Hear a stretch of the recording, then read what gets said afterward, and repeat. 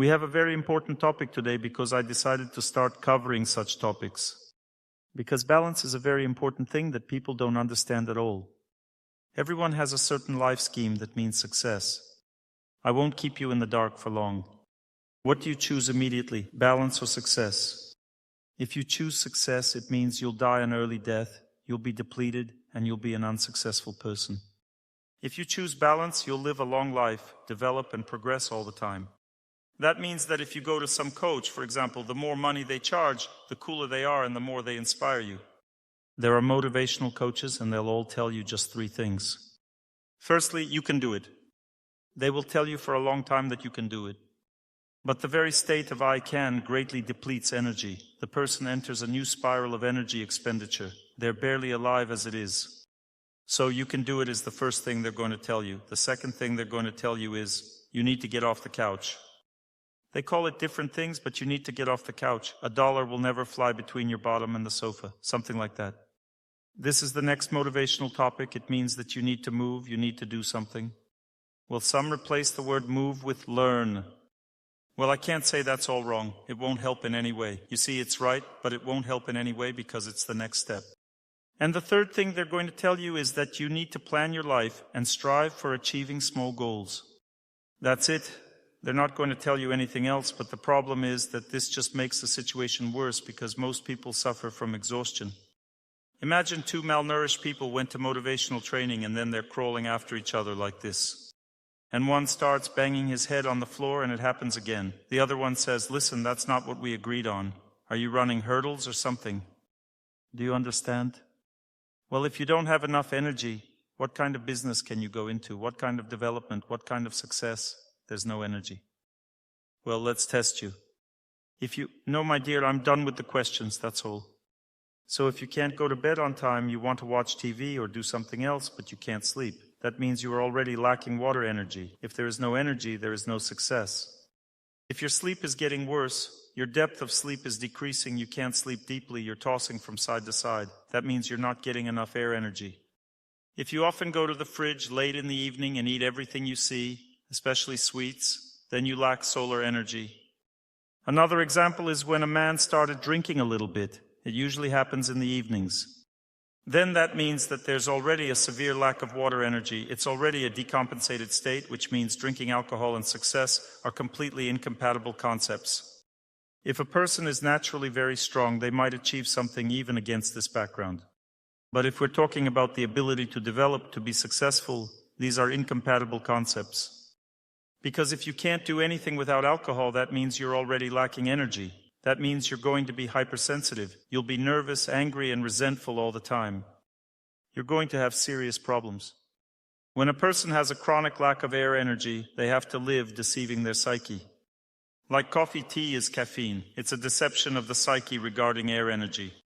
Smoking is also a deception of the psyche regarding air energy.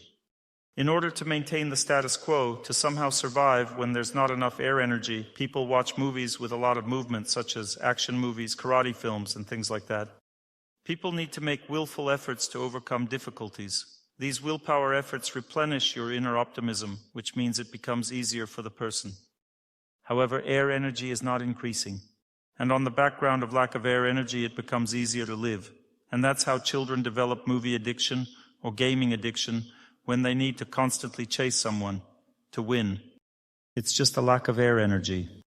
Lack of sun energy leads to debauchery, watching pornography on the internet, or drug addiction. That's a lack of the energy of the sun.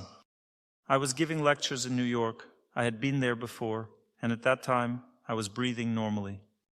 But now I am walking through the city. There's some sour smell everywhere. It's such an unpleasant sour smell. I'm thinking, what the hell is that?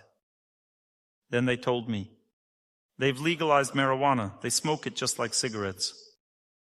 A person walks around with something that looks like a cigarette, but it turns out it's not tobacco, it's marijuana, and that sour smell is everywhere. People are totally lacking solar energy. They've already started smoking marijuana. If you smoke tobacco, you lack air energy, and if you smoke marijuana, you lack solar energy. If you have bad habits, you can say goodbye to success. Because a bad habit always arises from a very high percentage of lack of some kind of energy. Let's say a bad habit is a lack of energy of more than 15%. A sleep disorder also means you can say goodbye to success because it's also caused by a lack of energy, which leads to a sleep disorder. Excess weight. If a person is obviously accumulating excess weight, it means that they're no longer getting enough solar energy. It means an unsustainable lifestyle. Now I'm just testing you on a psychic plane. For example, you're offended all the time. Naturally, when a person does something, they always justify themselves. That's our nature. Moreover, this justification occurs at the conceptual level. We don't understand that we're wrong about something. For example, when a woman allows herself to react emotionally, she thinks it's absolutely normal. For example, a man says something and she reacts that way. She thinks it's a normal reaction. One shouldn't say such things. And these wrong things that are being said to her are dependent on the amount of water energy. The more water energy you lack, the more wrong things people say to you. And when you lack it a lot, then everything is wrong. No matter what is said, it's all wrong. The man reacts in a rough tone. He yells at the woman. That's also a lack of water energy. If you ask him, why is that? He'll answer, well, you try having a wife like that. He also doesn't understand that it's the wrong reaction, that you can't react like that in a close relationship, but people always justify themselves. The cause of the reaction is the lack of water energy.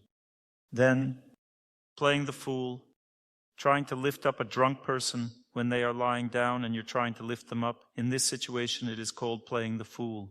You lift them up, but they still fall down. Playing the fool is a classic example of when a person can't do anything because they don't have enough air energy. They can't get out of bed, they walk in circles trying to start doing something. Also, the process of taking a shower takes a long time. First, going around the shower stall, they need to walk around, open some things, close them, check to see if everything is in its place. That's also a lack of air energy. A woman is trying to tidy up her house. First, she moves an item from one place to another and then puts it back. That's how she walks around the apartment and cleans. In reality, she's just trying to get herself to move on. She just doesn't have the resources to engage and live a normal life. She is playing the fool because of the lack of air energy. That means walking around the apartment and pretending to be busy. Lack of solar energy is pessimism. What do you think a person does when pessimism increases? Sleeps a lot. Yes, sleeps a lot. The classic example is watching the news. When pessimism increases, you're looking for who killed who, what's going on there. These are people who surf the internet and watch news there. For example, a child has been kidnapped in Nicaragua. Oh my God. Why do you care about that? Do you live in Nicaragua or where? If you watch everything that's going on in the world right now, who stole from who killed who, a whole day won't be enough. So why do you need to watch all this? Don't you have enough of your own problems in your head? When a person feels some problems, they give their energy to help. You know, we're all connected on the subtle energy body. Let's say you start to worry about something, you give your energy there. Is everything perfect in your life? Have you fixed everything to give energy to underdeveloped areas? Is everything fine with your life? Do you have enough energy? And here you are worrying about everything in the world. Is that normal? Then there are these false values that you need to live your life flaunting. For example, for the sake of a slightly more expensive car, you need to kill yourself to buy that car. For instance, for the sake of a slightly larger living space, you need to kill yourself to acquire that living space. It's an illusion. Happiness is acquired. In just 3 aspects of a person's life is fulfillment. Happiness is fulfillment. It's loving nature. That's why I spend so much time and effort running together, sitting in the water. People who have come, run, sit in the water, they start to feel a different life. Running together, laughing, having fun are just simple things. Sitting in the water, singing songs, and it's like people are reborn. That feeling really turns on. For example, childhood. What is childhood? It's a sense of fulfillment. Children are outside all the time, right? Running, sun, water, nature, laughter, all of these things are what a proper life is all about. And what's preventing an adult from doing those things? Running in nature, laughing, what's stopping them? Is your bottom getting heavier or what? You can make it a little smaller at the gym. Good friends, nature and God. The 3 aspects of happiness, fulfillment, they provide further opportunities to be healthy. Being healthy is also happiness. It is a very great happiness.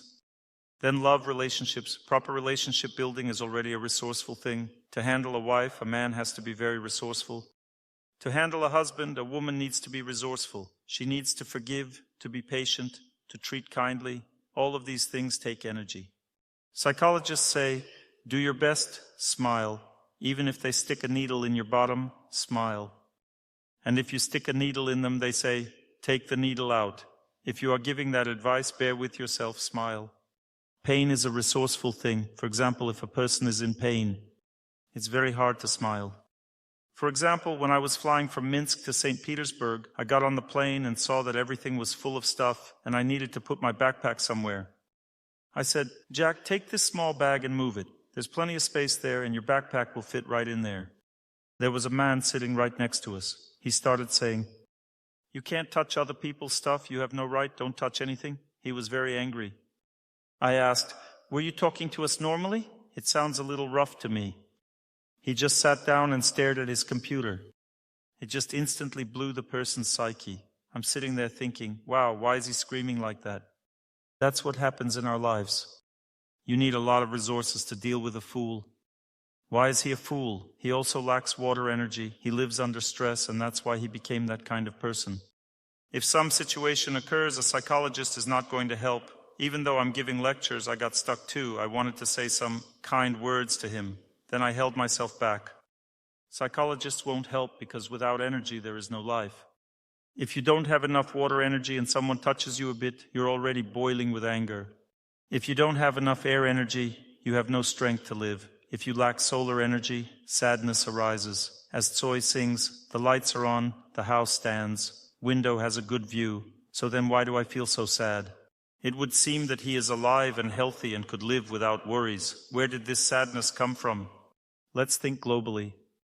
A person has two motivations in life. There's motivation by happiness, and there's motivation by fear. When you feel like running outside, what kind of motivation is that? When you run to work? By happiness? By fear. When you run to meet your friends, what's the motivation? And what about when you want to get married? By fear. When you pray, go to the temple, what's the motivation? By happiness. And if you want a nice apartment, by what? By fear. Kate, do you want to give flowers?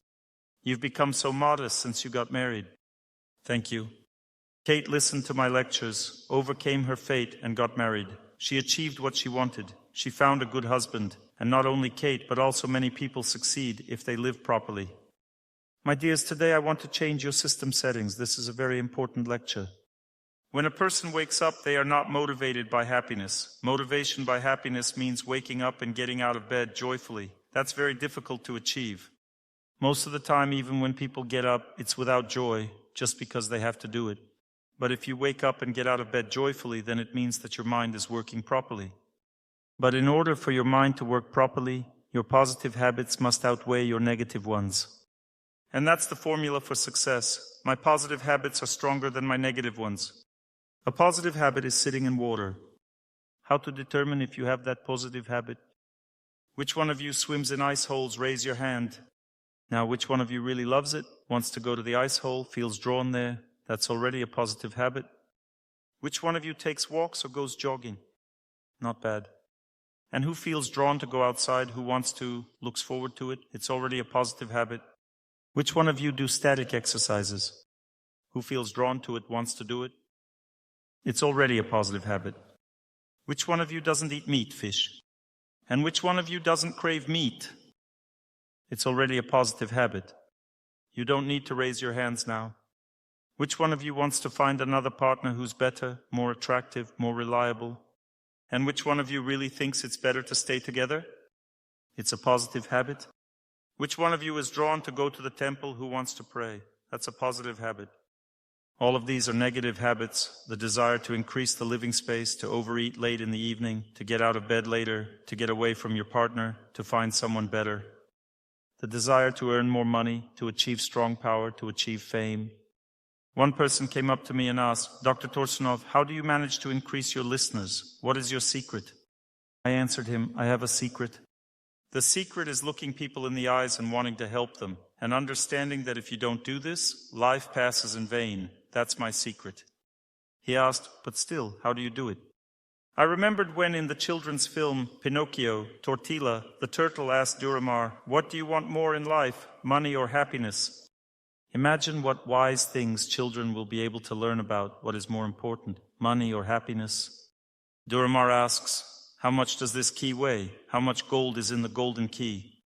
The idea was to use the key to open the door behind which happiness lies, not to melt it down for gold. She was afraid he would melt it, and she didn't want to give it to him. Duramar lives inside each of us, and positive habits need to exceed that desire, the motivation by fear, the desire to become fearless, to make your life secure. You have a nice apartment, enough money, a decent bank account, have a wife or husband, have children. It shows that you're not going to be gone off to war. You have a good position in society, a good stable job. And you're like, hey, how's it going? Everything's fine. Go back to sleep. What do you think happens to a person when there's no fear? They relax, feel good, they become plump, nice, successful people. A joke about the new Russians. A man drives a Zaporozhet's car, flips over on a bump, sits down and cries. People come up to him and ask, why are you crying? He answers, I'll never be able to buy a car again. Then the rich man rolls over in his car. He gets out, looks at it. Repairs are expensive, I have to work hard again. There are only problems with this car. A new Russian flips over in his Jeep. He jumps out and asks, have you seen these splashes? It means that success is already so great that it makes him feel euphoric. Already he is like, it's okay, I'm doing well. So is that a success, yes or no? Yes? Well, if you think it's a success, then you're going to have a 2-part feature film called The Three Musketeers. The first part is called The Pursuit of Success. So let's listen to the first part. A person is convinced that success means a carefree life. Everything is cool, you've achieved everything, and you can try really hard, put effort into it. But if you've tried very hard there, then you are lucky. Then everything is fine, it's a success. First part, it's called luck. It's worth the risk.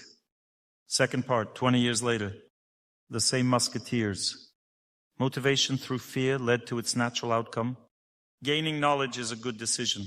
Let's quickly solve everything at once so that we don't have to rack our brains. You have motivation through happiness inside.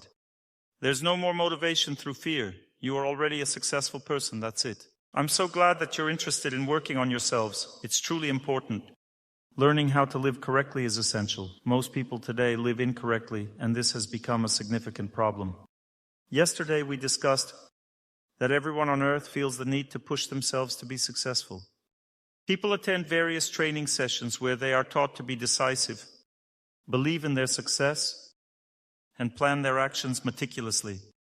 They are encouraged to make continuous efforts to achieve success. Motivational coaches emphasize these points. However, all these strategies focus on depleting subtle energy further. They encourage people to spend even more of it. But no one talks about restoring that energy. After all, how can energy restoration be associated with success? What is success if it involves restoring energy? It seems unrelated at first glance. I propose a different formula for success. Success is not about applying maximum effort to achieve your goals, as many people believe. Many pursue this approach relentlessly, entering 4 stages of self-destruction. The first stage is enthusiasm, the belief that everything will work out. The second stage is tension. The third stage is fatigue. The fourth stage is tension, which is followed by a breakdown. If it's just a breakdown, you're lucky. But what if it's a stroke or a heart attack? What if it leads to a mental illness or the collapse of your family? Tension affects everyone differently. For some, it impacts their personal life. For example, you work yourself to exhaustion. Your energy at work doesn't diminish, but your energy in your personal life does. Eventually, your family life falls apart, or your energy affects your health. Then your health deteriorates, or perhaps it impacts your work energy. Where energy diminishes is determined at birth. There are 3 main outcomes. Either your health suffers, your work suffers, or your personal life suffers. Something will collapse first, either your health, family, or job. This means you are living incorrectly. That's it. The motivation of work harder, throw further, rest while it flies doesn't work. It doesn't lead to success. It's temporary. It seems like it leads to success, but in reality, people mostly lose themselves with this mindset, and this is called a life in passion according to the Vedas. To put it briefly, when a person lives in passion, it is accompanied by a specific type of thinking. First, belief in oneself or luck. A person sincerely believes that the time will come and everything will work out. Well, someone has to tell me that I will have a child, right? If they tell me, then it will happen. If Dr. Torsunov says it, then it will be so. Belief in luck means a person believes in some miracle that will help them. This is an absolutely incorrect belief. This is a belief rooted in passion. A person in passion lives in the future, in tomorrow, believing that tomorrow will be better than yesterday. A person in passion is constantly rushing around. They either fall into apathy or overexert themselves. It's a pendulum. They are either completely drained, barely alive, or rushing around like a madman. They can't maintain balance because they force themselves to overexert. A person in passion rests incorrectly. They go on roller coasters in Gorky Park and lose their mind. They need some adrenaline to release the tension. This is improper rest. But this is still manageable. Then it gets worse. The person starts smoking, drinking coffee or strong tea. If they lack sun energy, they watch pornography. If they lack air energy, they watch action movies. If they lack water energy, they eat sweets in the evening. This is more common among women. Or the process of falling asleep is disrupted. This happens to both men and women. Or they drink alcohol. This is mostly men, though sometimes women as well. When there's a lack of water energy, these issues arise. When there's a lack of air energy, there's an obsession with gambling, binge-watching movies, action films, smoking, drinking coffee or tea. Sleep becomes shallow and the person doesn't rest or recover at night. All of this is life in passion. It means that the person has put success at the center of their life. They strive for success, and this leads to a certain mindset in a person living in passion. They genuinely believe they need to meet some billionaire who will help them, or find a very high-paying job, or win some special lottery ticket. They believe that something will happen soon, and all their problems will immediately be solved. A woman might believe in a man who will help her in life, that everything will immediately improve. Some women believe in children, that when a child appears, everything will be perfect, life will be great. Life in passion means that a person is hoping for something. Doctor, can I hope for something? Depends on what you're hoping for, the doctor responds. When a person lives in passion, they gradually lose free time, lose friends, and have no time to eat. They have no time to take vacations, no time to spend with family or their spouse. They gradually lose their strength, develop chronic illnesses. They gradually lose themselves, essentially. This is a life that leads to complete burnout. And no motivational coach will tell you that you've already burned yourself out. It's like a horse that keeps galloping, not allowed to stop, whipped constantly, until it collapses and dies. That's approximately how life in passion looks. This is why there are so many heart attacks, strokes, and unexpected premature deaths. So many broken lives. When a man's psyche breaks, he often leaves his wife and children unexpectedly. He finds someone younger, seeking pleasure and a bit of relaxation with another woman. All of this stems from overexertion. For example, your husband is overworking, juggling 2 jobs, you have a mortgage, and he's stopped talking to you because it's too hard for him. He spends his days sitting in front of the TV, your relationship has grown cold, and intimacy has disappeared. This means he'll soon find someone else. Be prepared. Then after that, you'll come to a lecture and ask, what should I do? Do you know how Dr. Torsunov is similar to a funeral home? People come and ask what to do when it's already too late. They're essentially picking out the coffin. What size, with or without a lock? I suggest starting to change your life earlier, before it reaches such a critical stage. Yesterday we discussed how life in pure goodness involves understanding a formula. The formula for success is stopping this race. It stops by flipping a switch. Flipping the switch involves actions that outwardly seem meaningless. How does a person in the state of passion live? If you tell them, go for a swim in the pool, they'll respond, why, what's the point? I'll lose an entire hour, maybe even 2 hours of my life. I have so much to do. A pool? What for? I'd be wasting 2 hours of my life. Static exercises? What, I have nothing better to do than stand there doing these static exercises? Or when we ran in the park this morning. I don't have time to run or walk. Today, when we went into the water, it was 26 degrees Celsius. Some people's fingers went numb in this 26-degree water, and they shook as if scalded. This indicates a critical level of exhaustion. 26 degrees is warm water. And the sun was shining brightly today. God gave us such a day. There wasn't a single cloud. We stood there cleansing ourselves with the sun and water. God arranged everything perfectly so that we could feel happy there. Now let's analyze. Who among you walked, ran, and sat in the water today? Raise your hands. I want to ask those who did this for the first time, not those who do it regularly. Did something change inside? Did life feel calmer or easier somehow? Yes? Do you feel somewhat more relaxed? Even listening to the lecture feels challenging. It's almost too good, right? Dr. Torsunov, hi, everything is great. Yes? Do you feel it? There's a kind of slowness, a deep relaxation. This is your body simply taking the opportunity to start resting because you pushed yourself too hard, and it's saying, all right, let's relax and take a break. What is life in pure goodness? Life in pure goodness is when your body naturally develops the ability to feel when it's time to get out of the house. When a person has a natural sense that they need to get into the water. Raise your hand if you've developed this natural sense that it's time to get into the water. This is amazing. I congratulate you all. Who has developed a natural sense that they need to do static exercises, that it's something that is missing? Who has developed a natural sense that they need to engage in prolonged continuous movement? And who has developed a natural sense that they need to fast? Excellent, you see fewer hands this time because fasting is the next, more advanced practice.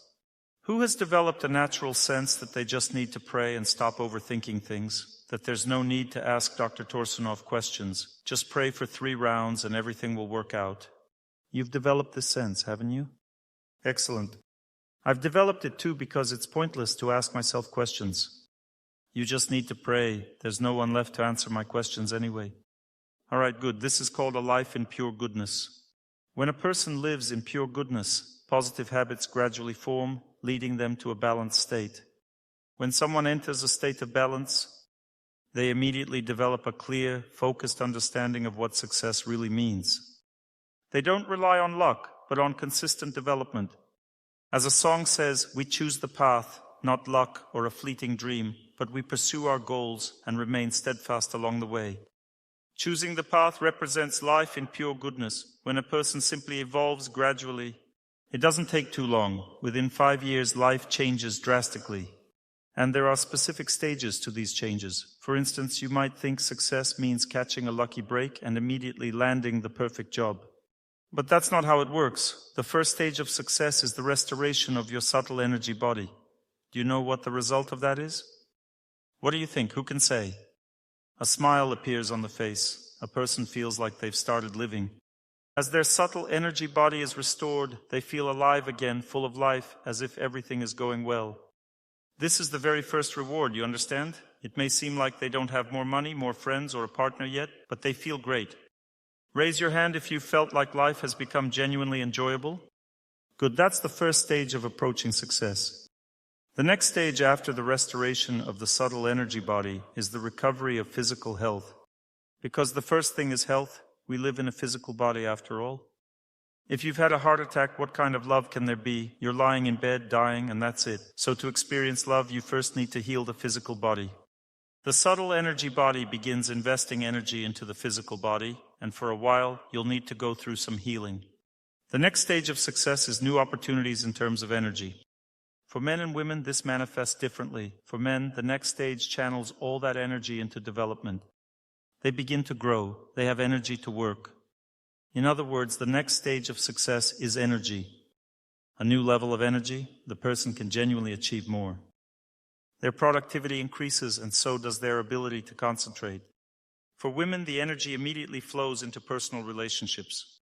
This is because for a woman, the foundation of life is relationships. She needs warm, close, tender relationships, and as soon as her health improves, her energy starts to appear. Right away, energy is channeled into relationships, and they start to heal and restore. As progress begins, success starts to build. At this stage, it's crucial to maintain serious self-control because with more energy comes new challenges. What does a person in passion typically do? They think, I need to work harder. With more energy, they believe they should work even more. But when there's more energy, what should you actually do? You should increase your devoutness, pay more attention to your friends. If you want power, for example, go to the administration and say, I want to help. They'll give you some tasks to serve others. You might travel somewhere or assist with projects during your free time. Within 3 years, you might already have a city administration project. You'll receive state contracts and other opportunities, and your status in life will completely transform. But it all starts with wanting to help your country or city if you seek power. If you don't need power and want your own business, then network with business people, attend forums, be friendly, and introduce yourself to everyone. After a couple of years, you'll have excellent connections and you'll be able to build a successful business. This is called devoutness. People who don't understand devoutness cannot progress in life at all. Let me give you a simple example. For a young woman to get married, she needs a lot of gal pals. If she has 20 friends, the 19th friend might not be able to help her get married, but the 20th one will likely introduce her to someone. Or maybe 10 friends are enough. I'm not sure, but the best way to find a husband is through introductions. This way you meet someone similar to yourself because your friends represent your energy field. They are people with a destiny similar to yours, and they know people. They introduce you. If you find someone online, you have no idea what you found there. Everyone presents themselves in one way, but when you meet in person, it's often entirely different. You understand? Or, for example, if you meet someone at work, that's also a specific kind of fate. This suggests a life in passion. It's not the same quality of life. Meeting someone in a restaurant is even worse. It means you are connected on lower centers. If you meet someone in a temple, that's great. No questions about it. If your friends introduce you to someone, that's also very good. However, your friends should also live in pure goodness. If your gal pals drink with you and introduce you to someone, then he will also drink. Don't complain later that your husband drinks. When a person becomes stronger, they start practicing asceticism. Asceticism practice is the first step toward a healthy and happy life. Once a person begins practicing asceticism, their subtle energy body recovers, bringing joy and happiness. For women, beauty starts to shine immediately. For men, it's also beauty, but in the form of strength. The next stage is health. Spend about 6 months focusing on health. After that, all the energy flows into your life. For women, this means an aura of influence. She notices that everyone around her is enchanted, and if she's single, people start going crazy for her. For men, their business or work begins to thrive. But it's easy to fall back into passion and start working more. That's not the solution. You need to focus on building relationships, doing good deeds, making more friends, and praying more. Increase your possibilities in life. Don't think that working more will bring you more success. For instance, in the same amount of time, one person could be a workshop foreman, while another is a factory director. Do you think you can spend more energy on work than you actually have? No, they spend energy equally. The result is different. What is the difference between them? The amount of devoutness. Do you understand what I'm saying right now or not? Devoutness is the energy within that compels people to notice you. What made you decide to start listening to my lectures? Just look at all the criticism on the internet. This is a cult, 5 marriages, 3 illegitimate children. So much fascinating stuff you can read about me. I don't know, maybe I conceived them with a glance. I read so much interesting stuff written about me. I've been giving lectures for 30 years now, so I've accumulated all sorts of legends around me. You could have read all that and decided not to listen, but you started listening to the lectures. Why? Because that's how a person's devoutness works. You, for example, are engaged in trade. Your devoutness will compel people to buy your products in the same way. Or if you are a manager, the people who are exactly right for the job will come to you. They'll come to work under you. That's devoutness. Don't think that this only works for Dr. Torsunov. This works for everyone. There's no difference. The only thing is that Dr. Torsunov has never tried to increase his working hours. I have always increased my devoutness. When I finished medical school, I already had enough devoutness to be friends with 3 department heads and the deputy rector of the Institute for Academic Affairs. And yet, I still left that institute. They offered me to stay and pursue academic work, but I still left. I went to do good deeds. I went to a tourist resort and started simply treating people there, improving their health. We did the same things. Morning exercises, jogging, cold water practices, all the same things. That was when I was 28 years old, you understand? No one knew me back then. When I was 32 years old, I became well known across the country and throughout the CAS within just 1 year. This was in 1998. The information spread very quickly. It just happened. Suddenly it broke through. But I never thought about becoming famous or achieving fame. I simply wanted to help people and grow, to work on myself.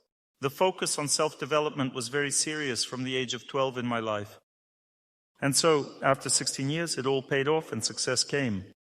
To learn more on the subject of health and healing of the body, please make sure to read my health guide, available for download on my YouTube channel or on my Instagram page. Thank you very much, and see you soon.